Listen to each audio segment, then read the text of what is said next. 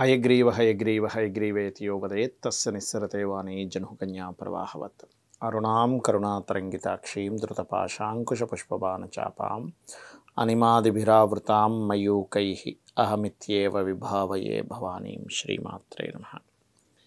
ప్రేక్షకులకి ఆ లలితాంబిక అమ్మవారి యొక్క అనుగ్రహం పరిపూర్ణంగా కలగాలని మనస్ఫూర్తిగా కోరుకుంటూ మనం ఈరోజు ముఖ్యంగా ఏంటంటే నిన్నటి వరకు మనం నిష్కారణ అనే వరకు చెప్పుకున్నాము. దాని తర్వాత నిష్కలంక, నిష్పష్కలంక అంటే ఏ విధమైనటువంటి కలంకములు లేనటువంటిది. అదేవిధంగా నిష్కారణ అంటే ఎటువంటి కారణములు లేనటువంటిది. ఇక్కడ ఏంటంటే తనకి ఇంకొక కారణం అనేటువంటిది ఉండదు. అంటే మనం చూడండి, మనం ఏదైనా ఒక పని చేయాలనుకుంటే దానికి ఒక కారణం ఉంటుంది. జాబ్ చేస్తున్నాము, బ్రతకాలి కాబట్టి జాబ్ చేస్తున్నాము. లేకపోతే ఏదైనా ఒక ఒక ఒక రీజన్ ఉండి చేస్తూ ఉంటాం. కానీ దేవతా శక్తి భగవంతుడు అలా ఉండదు. ఒక కర్మ చేస్తున్నట్టుగా మనకి శ్రీకృష్ణ పరమాత్మ కూడా మహాభారతంలో ఇలాంటి విషయమే చెప్తాడు. ఆయన అర్జునుడితో చెప్తాడు, అర్జున నేను ఎటువంటి కర్మ చేయక్కర్లేదు, కానీ నేను కూడా కర్మ చేస్తూ ఉంటాను. అంటే ఏమిటి?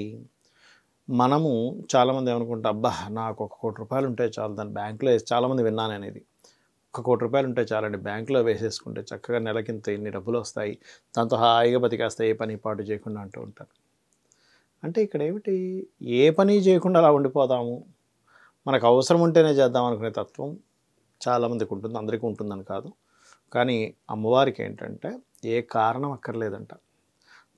తానే ఒక కారణాన్ని క్రియేట్ చేసుకొని తానే చేస్తూ ఉంటుంది. ఎందుకంటే తానే మొత్తం అయ్యింది కదా. తానే మొత్తం అయినప్పుడు దానికి కారణం ఏంటి? అదేవిధంగా నిష్కలంక, ఏ విధమైనటువంటి కలంకము లేనటువంటిది అమ్మవారు. మనకేదో కలంకం ఉంటుంది, ఏదో ఒక లోపం ఉంటుంది, ఏదో ఒక కలంకం ఉంటుంది. కానీ ఎటువంటి కలంకము ఉండనటువంటి రూపాలు కొన్ని మాత్రమే ఉంటాయి. అది లలిత అమ్మవారు. ఈశ్వరుడు కావచ్చు, రాముడు అవతారం కావచ్చు, కృష్ణుడు అవతారం కావచ్చు, అమ్మవారి లక్ష్మీ అవతారం కావచ్చు, ఇలా అన్నమాట.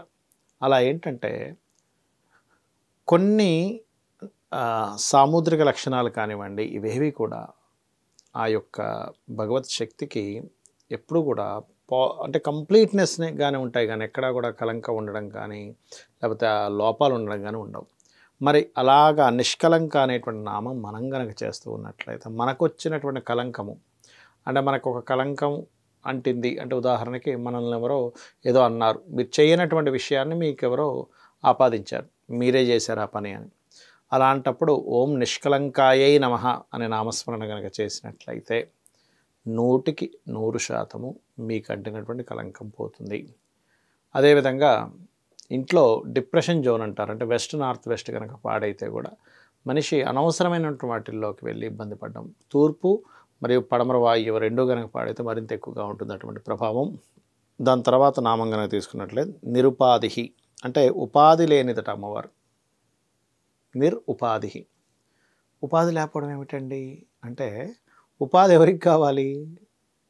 అతను ఒకరి మీద ఆధారపడేవాడికి ఉద్యోగం కావాలి. ఆయనదే కంపెనీ అయితే, అంటే ఈ విశ్వము ఆవిడది కదా, ఈ విశ్వం మొత్తం ఆవిడదే.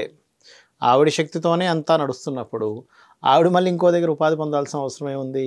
కాబట్టి అందుకే నిరుపాధి అంటారు. అదేవిధంగా నిరీశ్వర, ఈశ్వర, తనకి ఇంకొక ఈశ్వరుడు అనగా అధికారి, శాసకుడు లేనటువంటిది అమ్మవారు. అంటే ఈశ్వరుడు అంటే ఎవరు? శాసించేవాడు. ఆయన శాసనం ద్వారానే అన్నీ కదులుతూ ఉంటాయి. నిరీశ్వర అంటే ఆవిడ్ని శాసించే వాళ్ళు ఎవరు లేరు, ఆవిడే అన్నిటికీ. బల్బు అనేటువంటిది, ఒక బల్బు వెలుగుతుంది అనుకోండి, ఆ బల్బుకి ఎవరు కావాలి? పవర్ అనేది వస్తే అది వెలుగుతుంది. కానీ పవర్కి ఈ అమ్మవారు ఏదైతే ఉందో శక్తి, అన్నిట్లో నడిపిస్తున్నటువంటి శక్తి, ఈవిడే అన్నిటినీ నడిపిస్తుంది. కానీ ఈవిడిని ఎవరు నడిపించలేరు. ఎందుకంటే సుప్రీం అంటారు, అందుకే దాన్ని. ఈ విశ్వాన్ని మొత్తం నడిపిస్తూ, విశ్వంలో ఉన్న ప్రతి అణువున చలనం ఉన్న ప్రతి దాంట్లోని ప్రతి దానికి కూడా శక్తినిస్తున్నటువంటిది అమ్మవారు అనేది మనం అర్థం చేసుకోవాలి. నిరీశ్వర అనే నామం కనుక బాగా చేసుకుంటూ ఉన్నట్లయితే ఏమవుతుందంటే, మీరు ఒక స్టేజ్కి వెళ్ళడానికి లైఫ్లో బాగా ఉపయోగపడుతుంది. అదేవిధంగా ఇంట్లో కనుక బ్రహ్మస్థానం పాడైతే కూడా ఈ యొక్క నామం బ్రహ్మాండంగా పనిచేస్తుంది. శ్రీమాత్రే నమః.